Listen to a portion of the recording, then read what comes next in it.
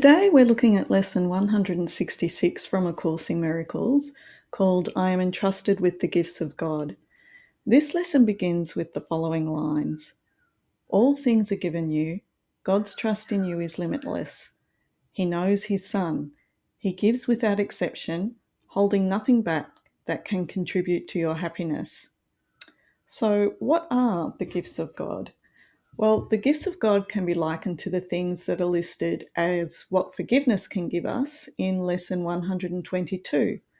Things such as peace, happiness, a quiet mind, a certainty of purpose, and a sense of worth and beauty that transcends the world. The problem is that when we focus on the world as being the source of pleasure and pain, we're not aware that these gifts even go with us. We look a lot like these people.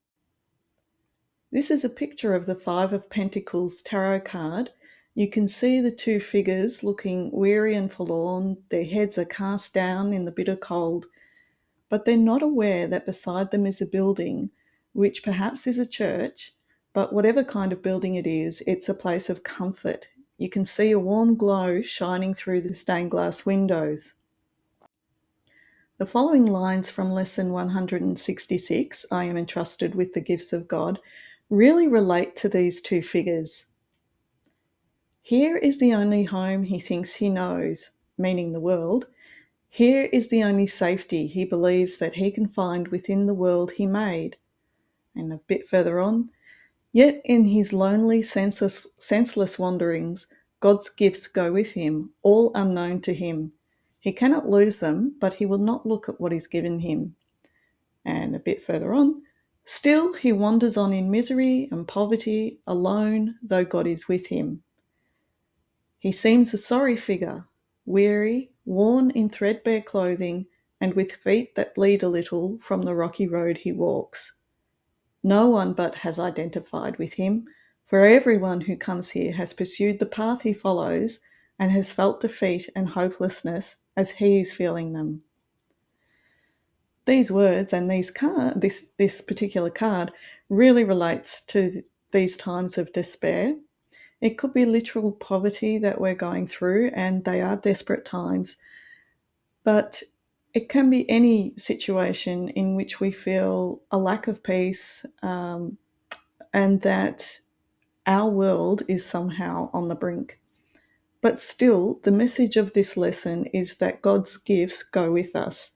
There is a sense of solace that we could tap into if we were aware that it was traveling with us.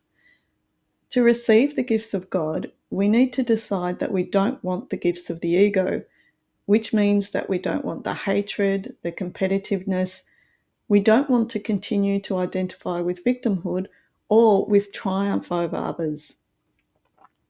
This means that when we feel unfortunate and let down by life, there might be a relationship that needs healing, perhaps quite a few relationships that need healing. Behind our distress is likely to be people that we hold responsible for it. We might think if only they had been more caring, more attentive, or less unkind, we wouldn't be in the mess we're in now. In conclusion, I'd like to read the following lines from The Gifts of God by Helen Schuckman. It was scribed by Helen in answer to an experience of intense fear that she had of abandonment. And I think these lines are really comforting for when we're feeling lost and alone. The night is dark, but it will have an end.